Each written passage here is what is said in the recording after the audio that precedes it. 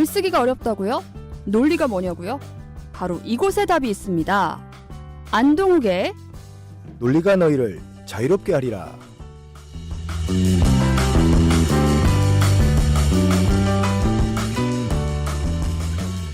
네, 안녕하세요. 네, 안녕하세요. 자, 우리가 이번 주에는 어떤 얘기할지 벌써 또 궁금한데요. 우리가 벌써 세 번째 시간을 맞았죠? 네, 벌써 세 번째 시간이 됐네요. 네. 오늘은 어떤 얘기를 하나요, 우리? 네, 조금 이제 그 글 주인공의 인물은 되게 우리가 익숙한 네. 안중근 의사를 좀 다뤄볼까 하고요. 그 안중근 의사의 네. 동양평화론이라는 뭐 다소 제목은 어렵긴 하지만 그래도 어려운 것을 좀 쉽게 풀어가면서 네. 그다음에 또 우리가 굵직한 것만 알고 그다음에 세세한 거 잘 몰랐던 어떤 그런 내용들을 한번 이렇게 살짝 되짚어가면서 지금 이 시기에 우리가 후손으로서 네. 어떤 자세를 가지고 이 세상을 한번 살아봐야 되는가, 그리고 어떠한 논리를 가지고 어떤 사고를 해야 되며 그다음에 어떻게 또 글을 쓸 수 있는가에 대해서 한번 더불어 얘기해 볼까 합니다. 우리가 링컨 이야기 첫째 시간에 배웠고요. 두 번째 시간에는 조선시대 상소문에 대해 배웠죠. 네. 이제 세 번째 시간 안중근의 이야기까지 넘어왔습니다. 광고 먼저 듣고요. 오늘 본격적인 이야기 시작해 볼게요. 네. 대한민국 방과 후 학교 지식라디오 대표 김용민입니다. 사상과 철학, 주체성과 정의감마저 잃게 만드는 세상. 이 세상에서 인간답게 사는 길을 찾고자 이 학교를 열었습니다.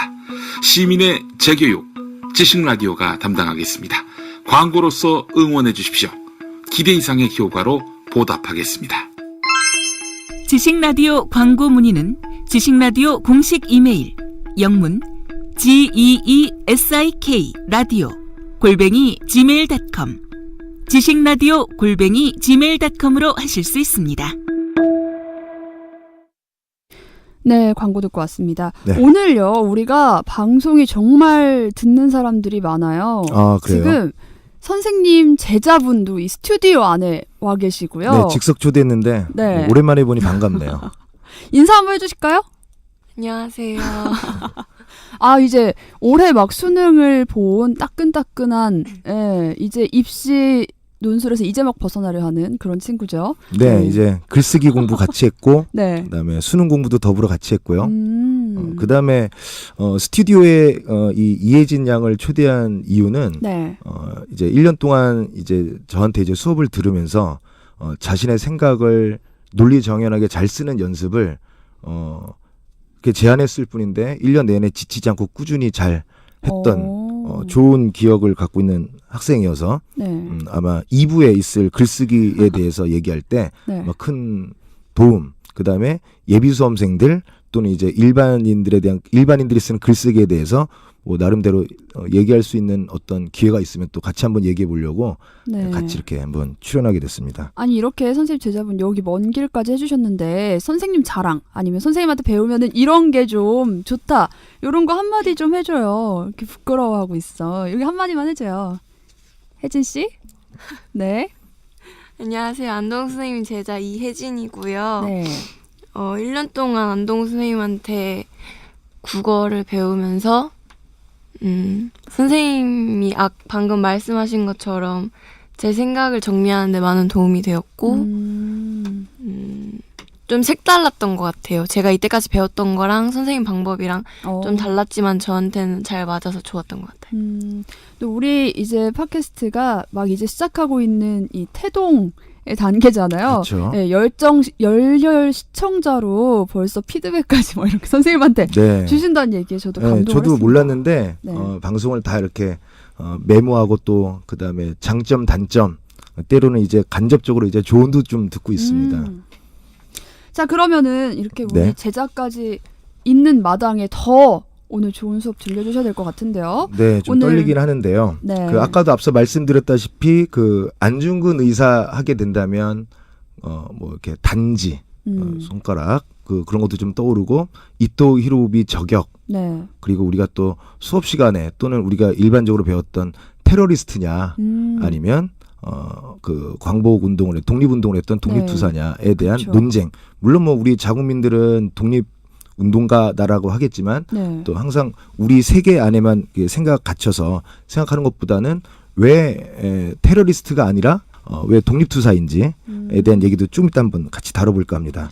네, 그래서 오늘은 안중근의 동양평화론에 대해서 이야기를 해주신다고 했는데 네.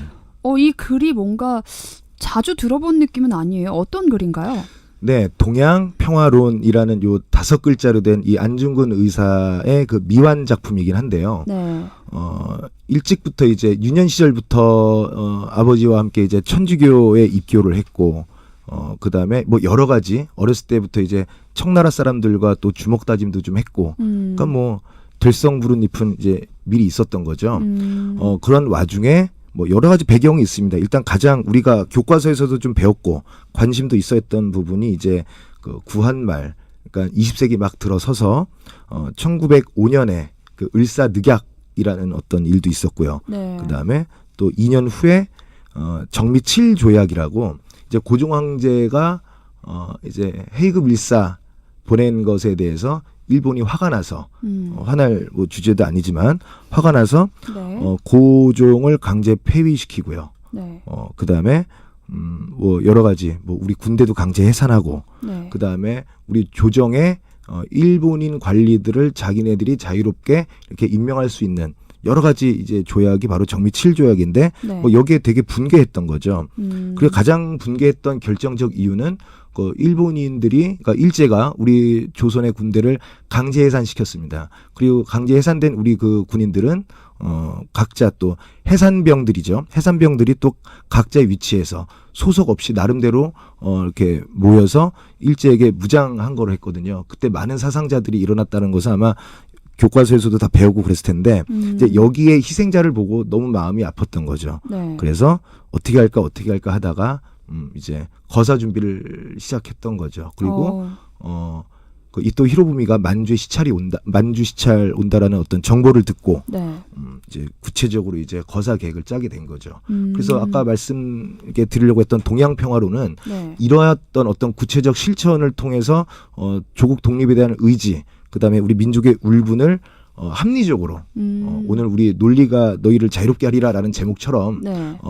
단순하게 울분, 비분강개함 이런 것들을 단순하게 이렇게 실천했던 어떤 그 거사 직전까지의 활동이 있었다면 이것을 옥중에서 나중에 네. 또 말씀드리겠지만 옥중에서 집대성하려다가 실패한 네. 한 5분의 1밖에 계획했던 것 중에 한 5분의 1, 6분의 1밖에 안 되지만 그 정도 양의 내용입니다. 그러니까 이 동양평화론이 이 안중근 의사가 옥중에서 동양평화를 위해서 쓰던 책이었는데 네. 미완성으로 끝나고 말았던 거죠. 네, 아까 최하나께서 말씀하셨던 것처럼 이게 동양평화론 하면 되게 무겁고 그다음에 굉장히 너무 광범위해요. 네, 광범위하죠.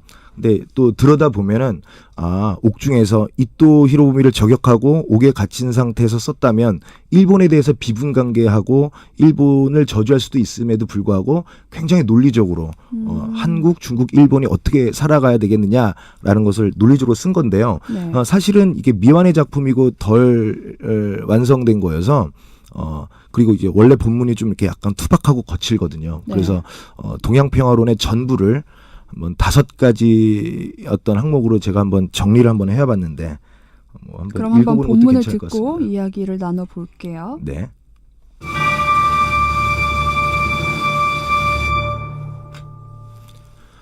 첫째, 일본은 여순을 삼국의 공동으로 관리하는 군항으로 만들고 삼국은 이곳에 대표로 파견하여 동양평화회의를 조직해야 한다.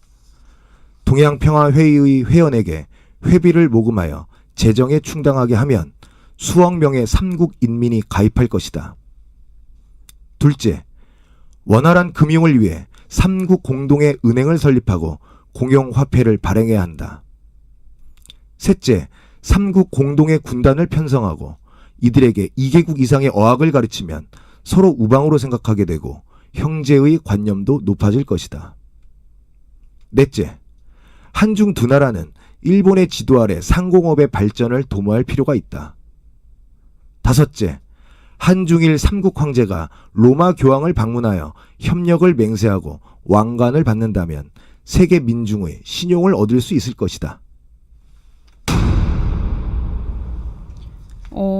이렇게 5가지로 뭔가 한중일 동양 평화에 대한 주장을 폈네요. 네네. 그러니까 아까도 이제 그 서두에서도 그 말씀드렸다시피 이토 히로부미를 저격한 안중근 그리고 단순히 일본 어떤 그 한국과 일본 그러니까 당시 조선과 일본 간의 어떤 두 나라의 관계만 언급한 것이 아니라 네. 이제 원래는 언급을 안 했지만 이제 러시아와의 관계도 좀 언급하고 있고요. 그다음에 실질적이고 구체적이고 합리적이고 실용적인 네. 동양의 평화 이론을 집대성하려고 했던 부분인데 일단은 그 안희사께서 남겨주신 글 중에서 그 글 중에서의 내용 중 한 핵심 내용을 5가지를 한번 요약해봤습니다. 네.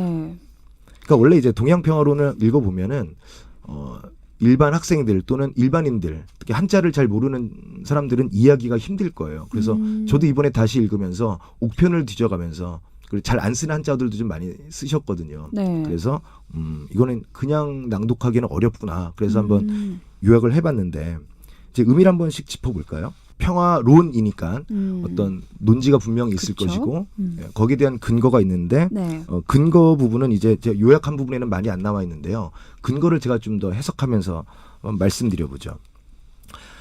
지금 이제 방송 듣고 계신 분들 이렇게 잘 들으셨는지 모르겠는데 일단 단어 자체가 좀 어렵고요. 네. 그 다음에 지금 약간 혼란도 있으실 수 있을 것 같아요. 그러니까 이토 히로부미를 저격한 테러리스트냐 아니면 독립운동가냐라는 어떤 그런 생각에만 머물러 있었을 것 같긴 한데요. 잘 보면은 이게 단순히 어떤 그런 조일 관계만 얘기하는 것이 아니라 실질적인 동양 평화의 미래를 얘기하고 있거든요. 첫 번째 잘 들으셨겠죠? 첫 번째를 보면 일본은 이제 중국의 여순 지역에다가 네. 삼국이 공동으로 관리하는 군항을 만들자라고 제안했습니다. 오. 그리고 구체적 실천 방안으로는 이곳의 대표를 이제 각국의 대표를 파견하여 아마 지금으로 따지자면 뭐 대사, 영사 네. 이런 걸 파견하는 것이 되겠죠. 그래서 회의를 조직하죠. 동양 평화 회의를 조직하고 그리고 동양 평화 회의에서 회원에게 아마 이제 각국의 회원들에게 회비를 모금하게 된다면 네. 이 동양 평화를 위협하는 어떤 외부의 요소 여기서는 언급을 하진 않았지만 안희사가 가장 염려했던 부분은 일제의 제국주의도 중요하지만 이 일제 제국주의의 모태가 됐던 서양 열강의 제국주의 또한 되게 두려워하고 그다음에 공분을 했거든요. 이제 이런 부분에 대해서도 같이 막아보고자 기금운동을 좀 하자라는 게 아마 첫째고요. 그다음에 둘째 같은 경우는 좀 새로운 얘기죠. 사형수가 네. 곧 죽을 운명인데 한중일이 이제 공동은행을 만들고 네. 공용화폐를 발행해야 한다. 뭐 이런 주장까지 했습니다. 그러니까 우리가 단순히 알고 있는 독립운동가를 넘어서서 어떤 철학가이기도 하고 사상가이기도 하고 그다음에 말 그대로 선지자죠. 그러니까 이러한 롤 모델이 그러니까 이런 것을 롤 모델로 해서 만든 것은 아니겠지만 네. 굉장히 이와 유사한 어떤 모습이 뭐가 있냐면 유럽의 EU 연합이랑 되게 모습이 비슷합니다. 그러니까 이제 공용화폐 공동 어떤 살림살이의 영역을 만들어서 네. 무리 없이 각국이 균등하고 평화롭게 삶을 유지하자라는 게 안중근 의사의 생각이었고요. 그다음에 세 번째를 한번 또 보죠. 네. 세 번째는 이제 삼국 공동의 군단을 편성하자고 했습니다. 네. 그러니까 첫 번째는 군항을 만들자라고 했고요. 세 번째는 군단을 편성하자라고 했는데 이 군단이란 것은 군대를 만들자라는 거죠. 그러니까 쉽게 말해서 연합군을 조직하자는 거죠. 네. 굉장히 선진적이고 그리고 굉장히 미래지향적인 거죠. 지금도 우리도 유엔군이 있는 것처럼 네. 삼국 연합군을 만들어서 그다음에 한중일이니까 세 나라니까 2개 이상의 언어 그러니까 일본어도 좀 가르치고 그러니까 한국 병사들에게는 일본어와 중국어를 가르치고 일본 병사들에게는 또 반대로 2개 나라 또 중국 병사들에게도 일본어와 한국어를 가르쳐서 네. 서로의 문화를 교류하고 그다음에 나름대로 형제애까지 한번 이렇게 생각해보자라는 어떤 대의적 취지가 아마 여기 세 번째 제가 요약한 세 번째 나와 있고요. 네. 네 번째는요? 네 번째는 이제 한중 두 나라는 일본의 지도 아래 상공업의 발전을 도모할 필요가 있다. 이게 또 굉장히 의미심장하거든요. 네. 한중 두 나라는 일본의 선진적인 어떠한 상공업 발전의 모델 그것을 모델로 삼아서 네. 한번 배워봐야 된다. 그럼 일본이 이런 상업적인 면에서 선진화되어 있다는 네, 거는 그것을 인정을 인정한 했던 겁니다. 거네요. 이미 전제로 깔고 그다음에 동양평화론의 앞부분 보면은 중국이 왜 망했느냐라는 네. 것으로부터 이제 시작이 되거든요. 어, 그러니까 중국이 왜 망했냐면 일단 뭐 그 중국 왕조의 부패함, 그다음에 친인척들 간의 어떤 그 어떤 정권 싸움들, 네. 그다음에 만연했던 공무원 부패 비리, 네. 뭐 이런 걸로 인해서 그 대국이 망했다. 음, 그리고 그로 인해서 경제 발전을 이룰 수가 없었다. 우리 조선 또한 마찬가지다. 그렇기 때문에 일본은 원래는 이제 막부 시대 때부터 흩어졌던 어떤 그런 무리들이 뭔가 해야 되겠다라고 했으면 해야 된다라는 마음으로 단결한 모습을 보여주고 있는데 아마 그것이 상공업 발전으로 이어진 건데 네. 우리 한국과 중국도 그것을 본받아야 되겠다라는 거죠. 그러니까 어, 이제 일본이 밉지만 그 미운 대상의 장점은 본받아야 된다라는 네. 어떤 내용이 네 번째 미리 깔려 있는 거고요. 원수라고 이렇게 불리웠을 텐데 그 당시에 네. 그런데도 이렇게 객관적인 평가를 했다는 게 참신하네요. 네, 그러니까 이것을 뒤집고 읽어봐도 굉장히 가슴 찌릿찌릿하고 그다음에 마음의 평정심을 잃지 않고 네. 그냥 성숙한 선지자, 어, 그러니까 무조건 원수를 미워야 된다 이런 것이 아니라 뭐 이렇게 좀 이렇게 성숙되고 그다음에 본받을 건 본받고 네, 배울 건 본받을 건 배우자. 본받자라는 거죠. 그것도 중국에게 같이 제안해서요. 네. 다섯 번째는요? 네, 이제 뭐 다섯 번째는 어쩔 수 없이 이제 그 안중근 선생님의 호가 도마잖아요. 네. 이게 그 토마스에서 나온 도마인데 어, 카톨릭 네 토마스의 도마입니다. 그래서 그래요? 카톨릭 신자로서 이제 뭐 교황 얘기를 많이 언급했거든요. 네. 그래서 한중일 삼국 황제가 로마 교황을 방문하여 협력을 맹세하고 왕관을 받는다.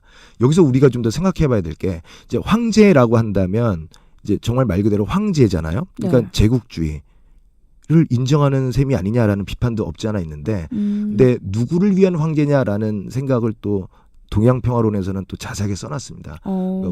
황제는 국민을 위해 존재된다라는 거죠. 그러니까 이거는 뭐 단순하게 황제와 어떤 제국주의를 연결시키는 것이 아니라 국민을 위한 어떤 조직이어야 되고 국민을 위한 어떤 수장이 필요하다라는 것이고 거기서 국민이 부여한 어떤 권리로부터 다시 그 권리를 국민에게 또 다시 좋게 행사하자 이런 것으로도 한번 정리해 볼 수가 있죠.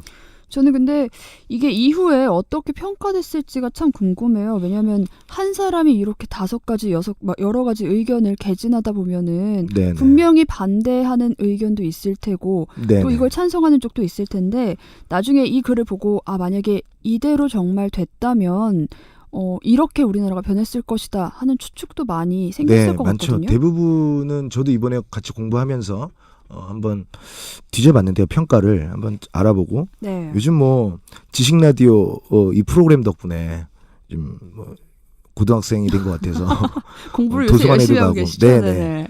그러니까 아주 좋은 프로그램인 것 같아요. 가르치는 사람도 같이 배울 수 있는. 네.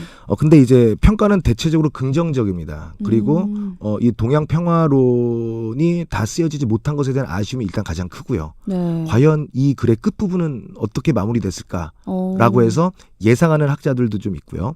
그다음에 단순히 이 동양 평화론 자체를 어떤 그 글 자체를 평가하는 것이 아니라 우리가 이제 글을 쓴다는 2부에서도 이제 글쓰기 얘기를 좀 하겠지만 네. 글을 왜 쓰느냐라는 것에 대해서 이러려고 쓰는구나. 그러니까 이 글은 당시 어려웠던 시대 네. 100년 전이거든요.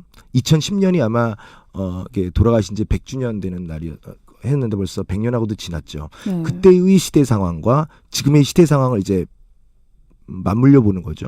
이제 그래서 만약에 이제 예를 들어서 공동은행을 설립했을 때 이런 것은 지금 아까도 말씀드렸다시피 이유연합을 많이 예를 들고요. 네. 만약에 이유연합을 다시 한중일을 한번 통합해 봤을 때 과연 어떠한 효과가 있었을까라는 되게 논문들도 많고 재미있는 내용들도 많은데 대체적으로 긍정적이다. 그다음에 선지적이다. 네. 그다음에 되게 이제 평화에 대한 제목이 동양 평화론이다시피 이제 평화라는 것을 강조해서 많은 지금 현재 세계는 지금 많이 평화롭지 못한 상태잖아요. 네. 뭐 IS 문제도 그렇죠. 있고 뭐 여러 가지 인종차별도 있고 되게 많은데 과연 뭐 지금 역시 100년 전이나 지금이나 어떤 국제 분쟁 또는 어떤 그 평화적이지 못한 부분에 대해서 해결을 모색하는 데 있어서 좋은 어떤 나침반 아니면 지침 그다음에 참고 뭐 이렇게 많이 평가가 되고 있습니다. 저도 지금 이 5가지의 주장만 보고도 약간 이유가 떠올라서 네. 네, 찾아봤는데 유럽연합은 1990년대에 만들어졌어요. 네, 그렇죠. 1991년 12월. 네. 그러니까 벌써 90년 정도나 앞서서 이런 연합 동양의 연합체? 연합국 네네. 같은 걸 먼저 제안한 건데 정말 이 글이 완성이 됐었다면 더욱더 큰 파급력을 가지지 않았을까 그렇죠. 아쉬움이 그리고 남네요. 그 유럽 연합과 비교해서 이렇게 긍정적인 평가를 이렇게 하는 그 학자들이 네. 비단 우리나라 학자들뿐만이 아니라 일본 학자, 중국 학자, 그리고 서양의 여러 학자들도 대단한 선지자구나라는 어떤 그런 평가를 내리고 있죠. 이 글은 왜 미완성이 된 건가요? 일단은 옥중에 갇혔을 때 네. 이제 그 여순 그 하얼빈역에서 이제 그 저격을 한 이후에 네. 되게 유명한 말이 있죠. 꼬레아 우라라고. 그러니까 대한독립 만세라고 이제 의역할 수도 있지만 뭐 네. 직역하면 한국 만세라는 러시아거든요. 그래서 러시아 군대에게 잡혀갑니다. 안중근 의사가. 네. 근데 이제 안중근 의사가 일부 도망가지 않고 잡혀간 이유는 이 동양 평화론과 관련된 어떤 생각들 그리고 이런 생각들을 국제 공법에 맞는 그 공식적인 재판 석상에서 세계인들이 다 알 수 있게끔 하기 위해서 한 거죠. 그래서 만약에 잡히지 않았다면 본인이 한 일이 어떤 테러리스트의 일이 될 텐데 본인이 스스로 잡힘으로써 제대로 된 테러리스트가 목소리를 아니라 내고 싶었던 거죠. 그렇죠. 세계 무대에서. 그렇죠. 여기서도 또 안타까운 게 있는데 이제 그러한 어떤 재판 기록, 재판 상황에 대한 언론의 보도를 일제가 다 차단했고요. 검찰, 변호사, 검사, 방청객마저도 모두 일본인들로만 구성해서 어쩔 수 없이 사형 언도를 받았고 일제의 만행은 이제 뒤늦게 알려지게 되죠. 저 보니까 그랬는데 이제 여기서 이 책을 쓰는 것 때문에 이게 1개월 정도를 소요된다고 생각을 하셨대요. 네네. 그래서 공소권을 청구하려고 했는데 네. 이제 일제 고등법원장이 네. 그러면 그 책 완성될 때까지는 우리가 사형 집행 안 하겠다 네. 해서 공소권을 포기하셨단 말이에요. 그렇죠. 그랬음에도 불구하고 책이 완성되기가 두려웠던 일제는 바로 이제 잡힌 지 4개월 만에 그러니까 이게 5부분으로 구성되어 있는데 네. 서부분과 이제 두 번째 부분인데 두 번째 부분조차도 다 미완한 채 세 번째, 네 번째, 다섯 번째 이제 우리가 글쓰기 단락을 보면 이제 서론, 본론, 결론 이렇게 돼 있잖아요. 네. 서론과 본론 시작하는 부분 어느 정도 이렇게 시작하려고 하는데 정말 본격적인 핵심 내용이 나오지도 않은 채 두려웠던 거죠. 그렇죠. 네. 왜 그랬을까요, 일제는? 정말 이 사실 안중근 의사가 대단하다. 우리 한국사에서 꼭 알아야 될 인물이다라는 평가는 누구나 다들 알고 있고 기억도 하고 있지만 네. 사실 요즘 윤봉길 의사, 안중길 의사 헷갈리는 분들도 많죠. 그래서 참 다시 한번 이 글을 통해서 네. 이 안중근 의사의 뜻을 기리는 것도 참 의미가 있을 것 같아요. 네네. 네, 자 이렇게 우리 오늘은 안중근의 동양평화론에 대한 이야기 들어봤고요. 네. 노래 한 곡 듣고 올게요. 제가 이 센스 있는 선곡을 찾아봤습니다. 네. 네, 안드레아 김이라는 가수가 의사의 마지막 말이라는 노래를 만들어서 냈어요. 이게 안중근 의사 사업회가 제작하고 함세웅 신부님이 작사한 디지털 싱글이라고 하는데요. 네. 이 100주년 기념 음악회에서 노래를 발표했다고 합니다. 노래 듣고 다음 코너로 우리는 넘어갈게요. 네. 나의 유고를 나의 조국 나의 조국에 옮겨가오. 네, 노래 듣고 왔습니다. 자, 우리 두 번째 코너로 넘어가서요. 글쓰기 훈련 해볼 건데요. 오늘 네. 사실 이렇게 선생님 제자분도 여기 스튜디오에 와 계시지만 네. 이 밖에도 우리 고등학생 친구들이 한 20명? 네, 많이 와 있어요. 오늘 이렇게 복작복작한 수업하고 계시네요. 네. 그래도 뭐 하던 게 뭐 선생님 일이어서 네. 혼자 그 최나운서만 이렇게 같이 하다가 학생들이 이렇게 많이 오니까 네. 그닥 떨릴 줄 알았는데 떨리지도 않고요. 아 여기 다 오늘 여자 친구들만 있어가지고 아, 제가 그래요? 기가 죽습니다. 이렇게 예쁜 친구들이 많은 거예요 요새. 다 길쭉길쭉하고.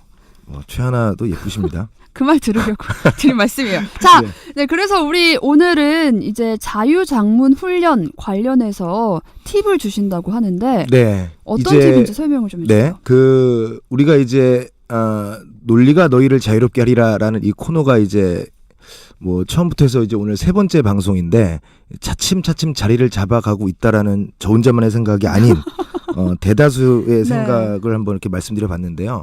이제 어느 정도 자리 잡아가면서 일부는 이렇게 어떤 유명 인사의 글, 거기에 숨겨져 있는 의미, 논리 이런 걸 좀 파악하는 시간을 갖고 지금 이 시간 2부에는 어떻게 하면은 죽을 때까지 할 수밖에 없는 이 글쓰기를 어떻게 잘할 수 있는가 가급적 좀 쉬운 방법을 한번 생각해 보다가 네. 요즘에 제가 원고를 좀 뭐 쓰고 있는 게 있는데 그 원고의 일부분, 그러니까 글쓰기 강사로서 단순하게 이제 어렵게 가르치는 것보다 어떻게 하면 쉽게 가르칠 수 있을까라는 여러 가지 생각을 하다가 기존에도 좀 썼던 방법이긴 한데요. 네. 오늘은 글쓰기 훈련 중에서 이제 자유장문 훈련이라고 이렇게 자유롭게 쓸 수 있는, 그러니까 겁먹지 않고 펜을 손에 쥐고 마음껏 자기 생각을 펼칠 수 있는 어떤 그런 연습을 해야 되는데 어떻게 하는지 잘 모른단 말이죠. 네. 그래서 대단한 건 아니지만 한번 제가 뭐 말씀드려 보려고요. 네. 그래서 이제 크게는 자유장문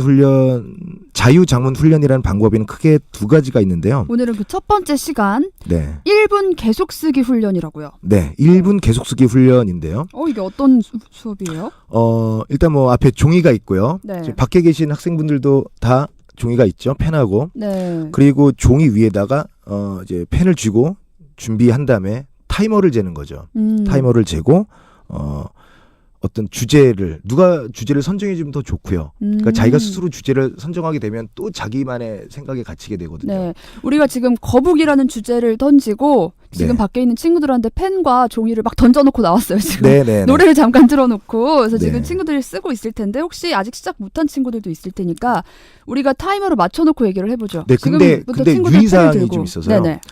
만약에 거북이라는 주제를 가지고 글을 연속으로 쓰게 되면 막히게 된단 말이죠. 그러니까 예를 들어서 간단하게 말로 언급해 보면 네. 거북이, 토끼와 경주. 토끼하면 뭐 경주만 얘기하는 게 아니라 토끼와 거북이 이야기, 용웅, 뭐 이렇게 용궁 이렇게 생각할 수도 있잖아요. 네. 근데 이런 부분에 대해서 당황하지 말고 계속 논리적으로는 어긋나도 되니까 마구마구 쓰되 만약에 정 막힐 때는 잠깐만이라는 말을 쓴다거나 아니면 잠시라는 말을 쓴다거나 조금만 더 이런 말을 쓴다거나 그래서 네.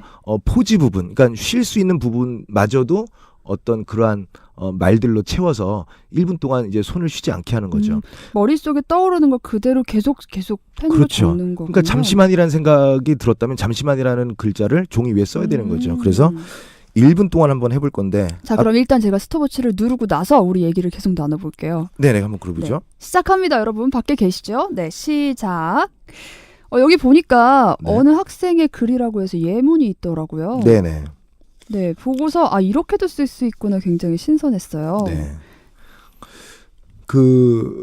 보게 되면은 이제 쓰다가 잘 안 되면 막혀서 점점점 말줄임표를 찍거나 아니면 그냥 콕콕콕 찌르기만 하는데 네. 멈추지 말고 계속 쓰다 보면은 그 1분 안에 내가 얼마만큼 많은 단어를 썼는가 도 알 수 있고요. 그 다음에 잠깐만, 잠시만이라는 네. 내가 쉬어가는 어떤 그 부분마저도 글로 채웠던 그런 군소리, 최연 같은 것들을 점점 좀 줄여나갈 수 있게 되죠. 이걸 하면 뭐에 좋을까요? 일단은 펜을 잡고 종이 위에 자기가 쓰고자 하는 활자 쓰기가 일단은 금방 두려움으로부터 금방 없어질 수 있고요. 그 다음에 2번째로는 글씨를 좀 맨 처음에 흘려 쓰게 되거든요. 네. 그래서 자기 자신이 시간 안에 어느 정도의 단어를 쓰면서 자기만의 글씨체도 좀 만들어갈 수 있어요. 그러니까 우리가 살다 보면 최하나께서도 마찬가지겠지만 글씨를 예쁘게 쓸 때가 있고 이렇게 좀 못난이처럼 쓸 때가 있잖아요. 근데 못 써도 잘 써도 자기만의 필체를 이제 나중에 갖게 되는 네. 부가적인 효과도 있습니다. 참고로 저는 선생님 글씨 보고 정말 깜짝 놀랐거든요. 제 글씨요? 글씨가 굉장히 멋있어요. 느낌이 있고 막 이렇게 약간 서예도 잘하실 것 같은 느낌? 서예요? 글쎄요. 뭐 너무 오래 이게 이런 그 훈련을 하셔서 좀 더 본인의 글씨체가 생긴 게 아닌가.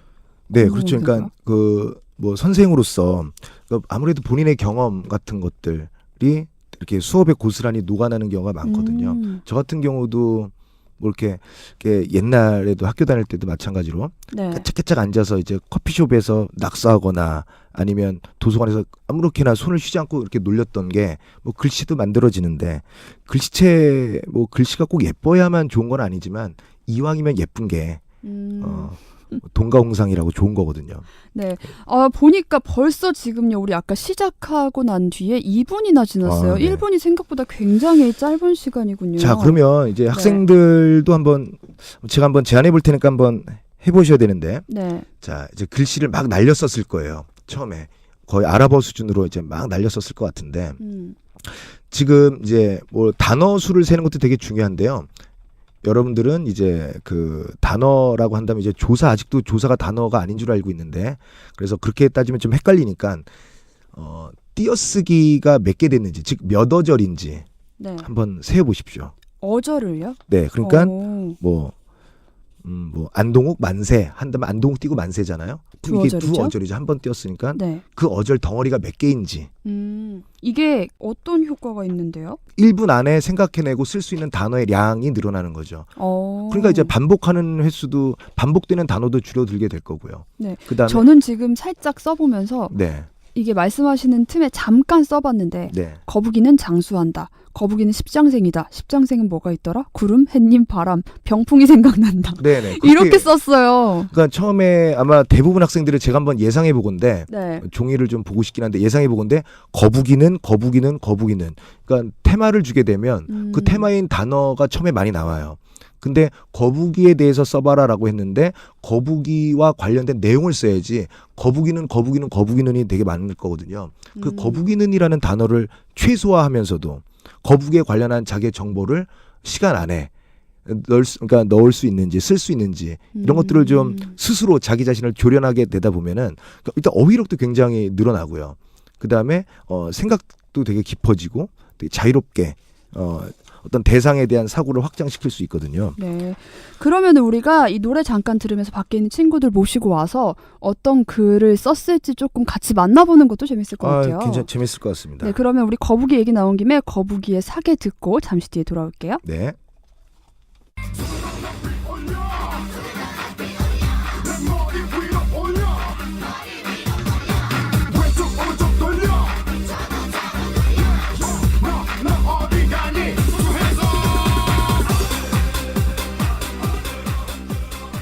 네, 우리 밖에 있던 친구들 중에 3명의 친구들이 또 이렇게 뽑혀서 왔어요. 다들 자기 인사 좀 해줄까요? 여러분 부끄러워하지 말아요. 자, 인사해요. 안녕하세요. 저 선일 이비리스 고등학교에 재학 중인 정진영입니다. 아유, 목소리가 반갑습니다. 애기애기하네요. 네. 자, 다른 친구는요? 안녕하십니까. 선일 뉴비즈니스 고등학교 2학년 정유미입니다. 다들 2학년인 거예요? 네. 안녕하세요. 선일 이 비즈니스 고등학교 재학 중인 권유림입니다. 네, 반갑습니다. 네, 풋풋해요. 부끄부끄하고 있는데 네. 우리가 지금 얘기했던 1분 계속 쓰기 훈련을 밖에서 시켰었거든요. 해보라고 그랬더니 친구들이 잘 적어줘서 네. 데리고 들어왔어요. 지금 제 바로 오른쪽에 네. 학생 거를 이제 노래 듣는 동안 한번 봤어요. 네네. 그래서 단어 수도 좀 세봤는데 일단 놀란 게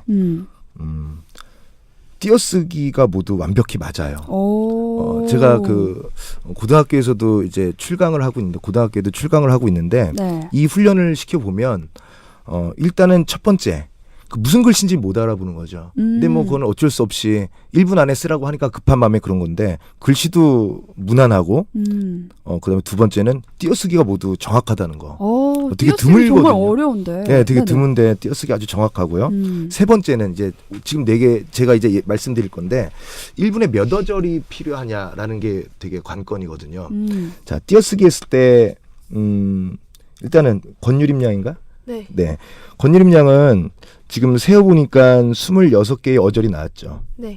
이게 스스로 생각하기에 많다고 생각해요? 적다고 생각해요? 적당하다고?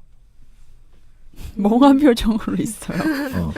어, 좀 많이 쓴 거 아닌가요? 네, 많이 26 썼어요. 개면? 그러니까 네. 처음 쓴 것 치고는 이제 26개의 어절이 나왔거든요. 음. 이 정도면 되게 준수한 겁니다. 그러니까 1분에 띄어쓰기, 그러니까 30개의 어절 정도가 나온다면 네. 일단은 뭐 글 쓰는 데 있어서는 겁먹지는 않을 것이다 라고 이제 판단을 하는 거고요. 네. 그 다음에 권유림, 바로 제 오른쪽에 있는 권유림 학생 같은 경우는 처음 해봤는데 26개의 어절이 나온다. 그러면은 뭐 오늘 하루만 해도 50개 단어도 나올 수 있고 그러면서 어떤 자기 건지 글씨체도 만들 수 있고. 궁금해요. 한번 읽어줄래요? 한번 아 저요? 네.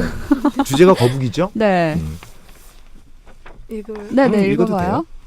이솝우화에서 토끼가 중간에 잠을 자지 않았다면 거북이는 이길 수 없었을 것이다.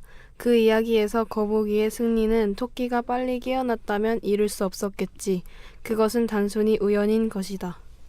뭔가 철학적이지 않아요? 네. 이거 이 짧은 시간에 짧은 저는 뭐 시간에 십장생이 어쩌고 저쩌고 이러고 있었는데 최하나께서는 뭐 아유, 거북이, 네. 장수, 십장생 이제 이런 얘기 하셨는데 이게 네. 원래는 비논리적으로 써야 이제 글이 그 단어 수가 좀 늘어나는데 지금 권유림 학생 같은 경우는 나름대로 논리도 있고 네. 그다음에 논리 정연하고 근데 그거는 나중 일인데 저는 일단 아까도 말씀드렸다시피 네. 마음에 드는 게 띄어쓰기가 모두 정확하다는 거. 근데 이걸 할 때는 뭔가 일단 기승전결을 맞추는 것보다 막 쓰는 게 중요하군요. 네, 막 그래서 첫 시간에 기억나십니까? 제가 욕이라도 써보라고. 네, 맞아요, 그러니까 맞아요. 손으로 이제 펜을 쥔 다음에 자기가 하고 싶은 말, 뭐 엄마 용돈 주세요, 1,000원만요, 1,100원만요, 이렇게라도 써보고, 아니면 친구 욕도 좀 써보고 이런 것들을 연습하면서 이제 실력을 키워 나가는 건데. 네, 자 여기 친구는 어떻게 썼어요? 한번 읽어줄래요? 네. 생각을 좀 많이 했다가 쓴 글이어서 네네. 거북이도 집이 있는데 나는 집이 없다. 집이 있지만 없다. 몸을 둘 집은 있지만 마음을 둘 집은 없다. 문학 작품인데요. 그러니까요. 네, 등단을 준비해도 될 것 같은. 정말 근데 이게 있나 봐요. 우리가 시간을 사실 1분을 준다고 하고 살짝 길게 줬잖아요. 네, 그러니까 네. 정말 좋은 글인데 이 선생님이 말하려던 막 써봐라는 네. 이게 사실상 친구들이 당장 해봐 했을 때 잘 되지 않는 거예요. 뭔가 잘 써야겠다는 생각. 네네. 네, 그런 게 있어서. 근데 글 자체는 저 정말 지금 감동받았어요. 네, 약간 네, 눈물이 막 코끝이 찡해지네. 네, 등골이 뭐 탔는데요. 마음을 아유. 둘 집이 없다. 왜요? 왜 마음을 둘 집이 없어요? 고3이 때문에 되니까 그렇죠. 이제 네. 싱숭생숭하기도 하고 그러겠죠. 어쨌거나 네, 이렇게 좋은 문학 작품 네네. 한 작품 만나봤고요. 자, 우리 목소리 이뻤던 친구. 거북이는 등껍질이 딱딱하다. 집을 갖고 다닌다. 속은 말랑말랑하다. 전복 같다. 느리다. 목이 나와 있다. 거북목 증후군. 헤엄친다. 자라. 그리고 토끼와 거북이. 수명이 길다. 바다 거북이. 용궁. 먹으면 전복 같을 것 같다. 이게 몇 어절이 나왔어요? 한번 세봤어요? 아니요. 그냥 줄로 네. 썼네. 이 시간을 좀 더 줘서 그런지. 네. 그러니까 제가 원래 수업의 의도는 마구 나와야 되는 글이 이제 막 쓴 글이 나와야 되는 건데 네. 나름대로 좀 이렇게 되게 잘 쓴 것 같아요. 이 친구들이 또 우리 뛰어난 친구들이 여기 이렇게 와 있어서 더 그런 거겠죠? 우리 이혜진 학생도 해봤나요? 네, 혜진 학생은 어땠어요? 전 진짜 비논리적으로 생각나는 대로 썼거든요. 그래요. 그게 선생님이 원하는 수업 방향이에요. 한번 읽어볼 수 있으면. 거북이는 느리다. 그리고 장수를 한다. 몇 살이나 살까? 난 아기 거북이가 너무 귀엽다. 팔다리가 정말 귀엽다. 아장아장 바닷가 쪽으로 기어나가는 것이 잠깐만. 거북이 하면 토끼가 생각난다. 잠깐. 그 등딱지는 얼마나 딱딱할까? 나는 역사를 공부했지만 거북이 하면 갑골 문자가 생각난다. 끝. 그 잠깐만이 이런 식으로 네, 그렇죠. 들어가는군요. 그러니까 이게 1분 쓰기를 하게 되고 생각이 멈춰졌을 때 잠깐만을 쓰게 되면 내가 이 1분 안에 어떤 그 미션을 수행하는 데 있어서 몇 번 생각을 쉬게 되었는가. 네. 이런 것도 좀 계산할 수 있고 연습을 더 하다 보면 그 잠깐만이 줄어들 수 있거든요. 아주 잘 들었습니다. 네. 그래서 이제 그 1분 계속 쓰기 훈련 같은 경우는 이제 대충 1분 안에 한 30어절 정도 쓰면 잘 쓴 거거든요. 어. 30어절 쓰면 잘 쓴 거고 수준급이죠. 네. 근데 이게 늘어나면 보세요. 50분 만약에 50분 내내 글을 써야 된다라는 상황.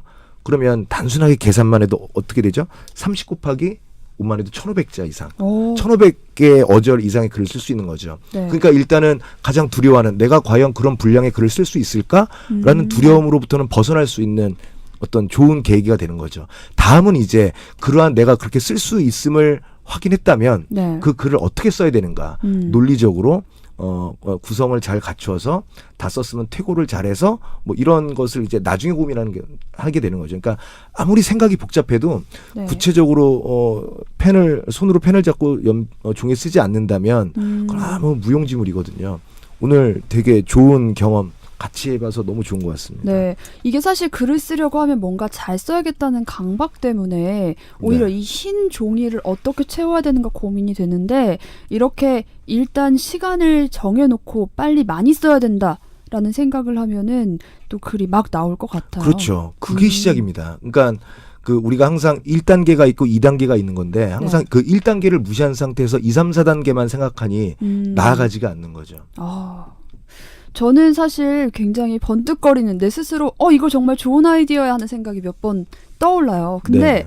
안 적고 이렇게 스쳐 지나가요. 너무 빠르게 내가 손을 움직이기도 전에 이 생각이 날아가는 거죠. 네, 그래서 요즘 뭐 핸드폰에 있는 메모 기능으로 메모도 많이 하고 네. 뭐 사진도 찍고 이렇게 하긴 하는데 어떤 그 기억을 잊지 않기 위해서 찍는 것이 사진이라면 자기의 생각을 잊지 않기 위해서 자신의 생각을 메모하는 게 그것도 되게 사진 그 이상의 값어치가 있다라고 보거든요. 그럼 이번에는요. 네. 이번에는 아무 생각 없이 한번 쭉 써봤는데 이번에는 아무 생각을 해보는 거죠. 네. 그 두 번째가 바로 이제 브레인스토밍에 대한 얘기를 좀 해볼까 하는데요. 네. 브레인스토밍이라고 한다면 이제 뇌가 이제 폭풍인 거죠. 그러니까 소용돌이 치고 네네. 폭풍 속에서 이제 막 자신의 생각을 연산작용 아니면 기타 뜬금없는 연결 뭐 이런 것들을 하는 건데 저기 한번 그 브레인스토밍을 한번 보면은 네. 발상모으기라고 일단 우리가 번역을 해볼 수가 있어요. 그러니까 일단은 브레인스토밍은 마구마구 하는 거지만 실질적으로 모으는 거거든요. 네. 그러니까 아까 했던 좀 비슷한 건데 거북이라고 한다면 거북이, 십장생, 용궁, 집, 뭐 아까 너무 감동적인데 마음을 두는 집, 뭐 이렇게 여러 가지 생각을 할 수 있거든요. 근데 이제 그런 것들을 이제 쓰는 것에 집착하는 것이 아니라 내가 쓴 것을 머릿속으로 모은다라는 마음으로 그리고 나중에 다시 그 브레인스토밍이랑 1분 계속 쓰기 훈련이랑 계속 교차해서 연습하게 된다면 네.